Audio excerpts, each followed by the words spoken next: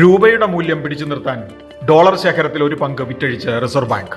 ഡോളറുമായുള്ള വിനിമയത്തിൽ രൂപയുടെ മൂല്യം 87 രൂപ 89 പൈസ എന്ന റെക്കോർഡ് ഇടിവ് രേഖപ്പെടുത്തിയതിനെ തുടർന്ന് കഴിഞ്ഞ 10 ദിവസങ്ങൾക്കിടയിലാണ് ഈ വിൽപ്പന. ചുരുങ്ങിയത് 500 കോടി ഡോളറാണ് ഇങ്ങനെ വിറ്റത്.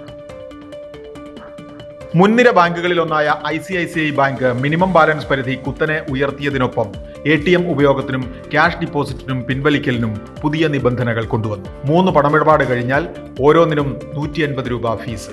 മറ്റു കാർഡുകളുമായി ATMൽ ചെന്നാലുമുണ്ട് ഫീസ്. പുതുക്കിയ ആദായ നികുതി ബിൽ പാർലമെന്റിൽ. സെലക്ട് കമ്മിറ്റി മുന്നോട്ട് വെച്ച ശുപാർശകൾ മിക്കവാറും അംഗീകരിച്ചാണ് ഇതെന്ന് ധനമന്ത്രി നിർമ്മല സീതാരാമൻ.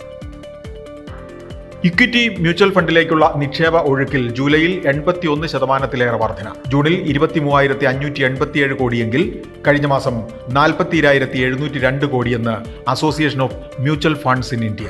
MF വ്യവസായം ഇന്ന് കൈകാര്യം ചെയ്യുന്നത് 75.35 ലക്ഷം കോടി രൂപ. വ്യാപാര ചുങ്ക ആശങ്കകൾക്കിടയിൽ വിദേശ നിക്ഷേപ സ്ഥാപനങ്ങൾ ഓഹരി വിപണിയിൽ നിന്ന് ഇക്കൊല്ലം എടുത്തുകൊണ്ടുപോയത് 1.13 lakh crore. AU small finance ബാങ്കിന് യൂണിവേഴ്സൽ ബാങ്കിംഗ് ലൈസൻസ്. 11 വർഷത്തിന് ശേഷമാണ് രാജ്യത്ത് പുതിയൊരു സമ്പൂർണ്ണ ബാങ്ക് കൂടി വരാൻ വഴിതെളിഞ്ഞത്. 1.5 വർഷത്തിനകം AUവിന്റെ ഓഹരി ഘടനയിലും പ്രവർത്തന രീതിയിലും മാറ്റം വരും. ബിസിനസ് വാർത്തകൾ വിശദമായി അറിയാൻ ധനം online.com.